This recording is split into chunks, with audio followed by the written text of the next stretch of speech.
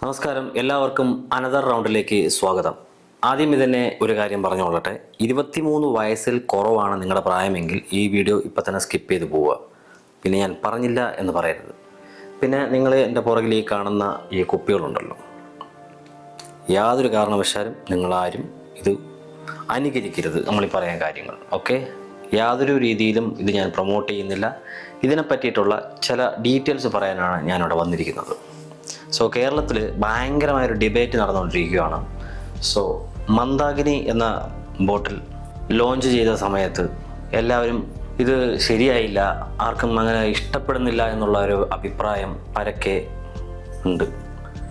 അത് വളരെ സിമ്പിളായിട്ട് ഞാനൊരു കാര്യം പറഞ്ഞുതരാം. അത് എന്തുകൊണ്ടാണ് അങ്ങനെ സംഭവിക്കുന്നതെന്ന് വെച്ചാൽ, നിങ്ങളുടെ കമ്പാരിസണാണ് ഇവിടെ പ്രശ്നം വരുന്നത്.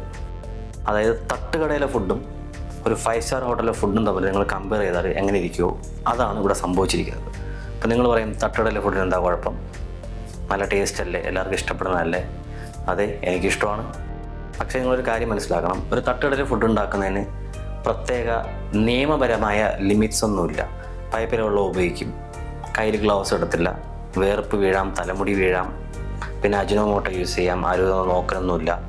സോ ഇങ്ങനത്തെ കുറച്ച് ലീഗലായിട്ടുള്ള കാര്യങ്ങളൊന്നും ഫോളോ ചെയ്യാത്ത രീതിയിലാണ് അവിടെ ഭക്ഷണം ഉണ്ടാക്കുന്നത്. അതുപോലെയാണ് നമ്മൾ അനധികൃതമായി കിട്ടുന്ന വാറ്റുചാരായത്തിൻ്റെ ടേസ്റ്റ് വെച്ചിട്ടാണ് നമ്മൾ ലീഗലി ഉണ്ടാക്കുന്ന ഒരു സാധനത്തെ നമ്മൾ കമ്പയർ ചെയ്യുന്നത്. ലീഗലി ഒരു സാധനം ഉണ്ടാക്കുന്ന സമയത്ത് ഒരുപാട് കാര്യങ്ങൾ ശ്രദ്ധിക്കേണ്ടതായിട്ടുണ്ട്, മനസ്സിലായോ? പിന്നെ അതിലെ ആൽക്കഹോൾ പേഴ്സൻറ്റേജ് എന്ന് പറയുന്നത്, ഇപ്പോൾ ഒരു സ്പിരിറ്റ് എന്നൊക്കെ പറയുന്നത് 95% ആൽക്കഹോൾ കണ്ടൻ്റ് ഉള്ള ഒരു സ്പിരിറ്റ്, അല്ലെങ്കിൽ ഒരു 80% ആ ലെവലിലുള്ള ഒരു തീ ഐറ്റമാണ് ആൾക്കാർ എക്സ്പെക്റ്റ് ചെയ്യുന്നത്. പക്ഷേ ആ ലെവലിലുള്ള തീ ഐറ്റം നിയമപരമായി ബോട്ടിൽ ചെയ്ത് വിൽക്കാൻ സാധ്യമല്ല. അപ്പം നമ്മളൊരു 40%, 45% ഇതിൻ്റെ ആൽക്കഹോളിൻ്റെ കണ്ടൻറ്റ് കുറച്ച് വരുമ്പോൾ ആൾക്കാരിങ്ങനെ ഇത് ശരിയല്ലല്ലോ, സംഭവം സെറ്റായില്ലല്ലോ എന്നൊരു ഫീല് വരും, മനസ്സിലായോ? ആദ്യം ഇതാണ് നിങ്ങൾ മനസ്സിലാക്കേണ്ടത്. എന്നിട്ട് ഇത് ട്രൈ ചെയ്യുക. അതിൻ്റെ ആ ഒരു എന്താ പറയുക, പ്രീമിയം ഫ്ലേവർ നിങ്ങൾക്ക് ആസ്വദിക്കാൻ നിങ്ങൾ ട്രൈ ചെയ്യുക എന്നുള്ളതാണ് എനിക്കിതിനെപ്പറ്റി പറയാനുള്ളത്. എനിക്കിവിടെ സംഘടിപ്പിക്കാൻ പറ്റിയത് 3 ഫ്ലേവേഴ്സാണ്. മന്ദാകിനിയുടെ ഒറിജിനൽ വാറ്റേണ്ട 46% ഇതിൻ്റെ ആൽക്കഹോൾ പേഴ്സൻറ്റേജ് വരുന്നത്. പിന്നെ വരുന്നത് മന്ദാകിനിയുടെ ജിഞ്ചർ കാർഡമം എന്ന് പറയുന്ന ഫ്ലേവറുള്ള സാധനം.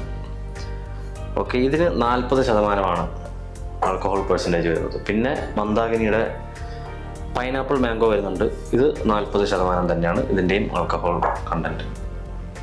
നിങ്ങൾ നാട്ടിലേക്ക് ലീവിനൊക്കെ വരുവാണെങ്കിൽ കൊച്ചി ഡ്യൂട്ടി ഫ്രീ സംഭവമുണ്ട്. ഓക്കെ, അപ്പോൾ വീണ്ടും പറയുവാണ്, 23 വയസ്സിൽ കുറഞ്ഞ ആൾക്കാരാണെങ്കിൽ ഇതൊന്നും നിങ്ങൾ കേൾക്കുകയേ ചെയ്യരുത്, മനസ്സിലായല്ലോ? ഞാൻ പറഞ്ഞില്ല എന്ന് പറയരുത്.